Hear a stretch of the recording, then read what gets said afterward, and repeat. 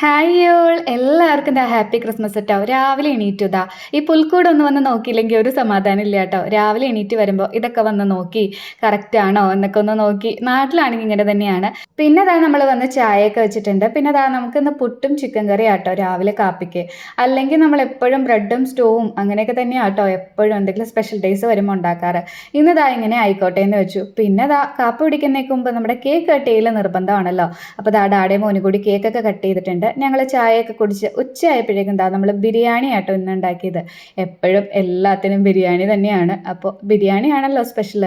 ഇന്നതാ നമ്മുടെ ചിക്കൻ കറി ഉണ്ടാക്കിയിട്ടുണ്ട്. പിന്നെ നമ്മുടെ കൂടെ ഒരു സലാഡും. പിന്നെ ദാ ഞങ്ങൾ പള്ളിയിലൊക്കെ പോയിട്ടോ. അതൊന്നും നമ്മൾ വീഡിയോസ് ഒന്നും എടുക്കാൻ നിന്നില്ല. ഈവനിങ് ആയപ്പോൾ ദാ ഞങ്ങളൊന്ന് പുറത്ത് പോകാമെന്ന് കരുതി. ഒരു കോഫിയൊക്കെ കുടിച്ചിട്ട് വരാമെന്ന് കരുതി. ഫുൾ ടൈം ഇങ്ങനെ റൂമിൻ്റെ ഉള്ളിൽ തന്നെയല്ലേ. ഇപ്പം നല്ല ക്ലൈമറ്റ് ആട്ടോ, നല്ല തണുപ്പും നല്ല രസമാണ് പുറത്തിറങ്ങാനായിട്ട്. ഞങ്ങൾ ഇതാ പോയി ഒരു കോഫിയൊക്കെ കുടിച്ച് ചിക്കൻ പോപ്കോൺ ഓർഡർ ചെയ്തു കേട്ടോ. സത്യത്തിൽ പെട്ടുപോയി എന്ന് പറയാം.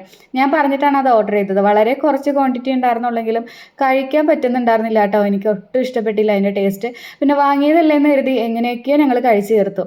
കോഫിയൊക്കെ കുടിച്ചതിന് ശേഷം നമ്മുടെ തൊട്ടടുത്തുള്ളൊരു ഷോപ്പിൽ കയറിയിട്ടോ. മോന് 2 ഡ്രസ്സ് നോക്കാൻ വേണ്ടി കയറിയതാണ്.